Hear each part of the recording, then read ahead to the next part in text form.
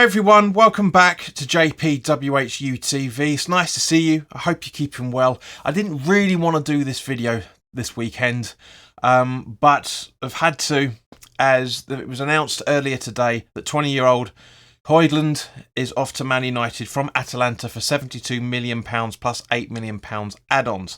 Now, how does this affect West Ham United? Well, I'll tell you, but first, as always guys, this video is sponsored by the channel sponsor 3retro.com. Please click the link in the description below that will take you directly through to the West Ham section of their website, where you can purchase some really nice retro gear guys, plus Admiral and Umbro track jackets, polo shirts, sweatshirts and t-shirts, also available as you can see from the icon that's up here, along with so basically guys, any purchases you make through the link in the description below, the commission that the channel would normally be getting, as I always do, I'll be sending directly on to the charity Iron Supporting Food Banks. They're based in the Newham area and they're helping those in the Newham area and the Essex County and further afield for that matter, because I think they're working with food banks in Hertfordshire and also further abroad. There's like further afield I should say, 30 odd anyway, food banks. So guys, go grab yourself a really nice retro shirt. You'll be saving yourself a few quid in comparison to the club shop, and you'll be helping those the less fortunate than you and I to put food on their tables in these very difficult years that we've been having. Okay, so how does Højlund's move from Atalanta to Man United affect West Ham United? Well, as you would have seen late last night or earlier this morning, Gianluca Scamacca is booked in to have his medical at Atalanta ahead of a permanent move, probably on about a 3 or 4 year deal, I should imagine. He's 24 years old and they've just sold a 20-year-old, so there's probably going to be a relatively shorter time period, on a €25 million deal plus £5 million on add-on. So basically all round in, as of the time of this recording, it's £29.9 million, which means it's just over £5 million loss that we paid for him round about this time last year for £35 million. And I am really angry with this. Fair play to Paul on Three Hammers when he said on their podcast on Sunday that he can't see Scamacca being at the club by the end of this week. Fair enough, mate, you got it absolutely right and spot on, and fair play to you. But I still maintain this is fucking stupid. And the reason why this is stupid is because Atalanta have done things properly. They've sold their striker, they're having a new one coming in and having a medical. That is how you do the transfer window. It's not difficult, it's not rocket science. That's exactly what you do. You bring in a new player after you've sold your current players. It's as simple as that. I don't understand how West Ham can get this so fundamentally wrong. Now, of course, we have to wait and see as to who's going to replace him.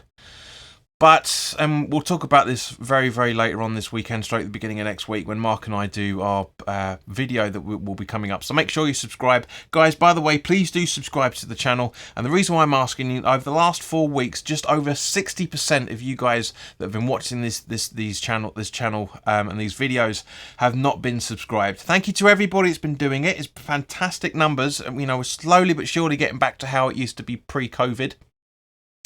But guys, please do subscribe, because at the end of the day, if you subscribe to us, you'll get us to at least 3,000 subscribers. Now, I'm not going to ask that because we've only just hit 2,300.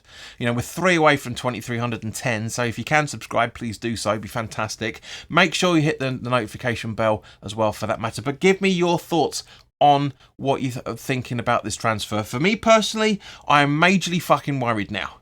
I have been for a good few weeks, as I said in the video that I did with Lawrence on Tuesday when we did the forwards roundup. But, you know, because at the end of the day, at that time I said, heading into the new season, we've got 4 strikers. We've now got 3. We've got one that wants out, Antonio, allegedly. You know, he's making rumblings that he's not happy at the club, or he's bored, one of the two. You know, that means if he does go, which I don't think he will, but you never know. We've still got what, 3 weeks to go? Almost 4 weeks to go, in fact. Just under. It's 4 weeks yesterday that the window closes. Yeah, so, you know, so potentially in 4 weeks' time, if we don't bring another striker in, we could potentially be heading into the season with Mubama and just Danny Ings. I've got a funny feeling Antonio is going to stay, because we don't really see anything that is concrete that is making him move. But 24 hours is a long time in football, much less 27 days. So yeah, so guys, put your comments in the comment section below. Let me know your thoughts on this.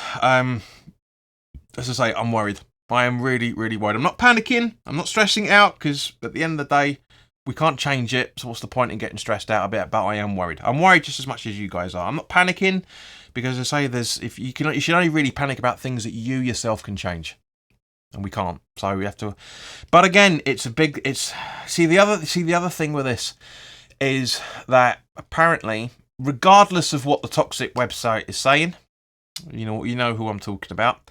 It does actually appear that David Moyes doesn't want to sell Scamacca.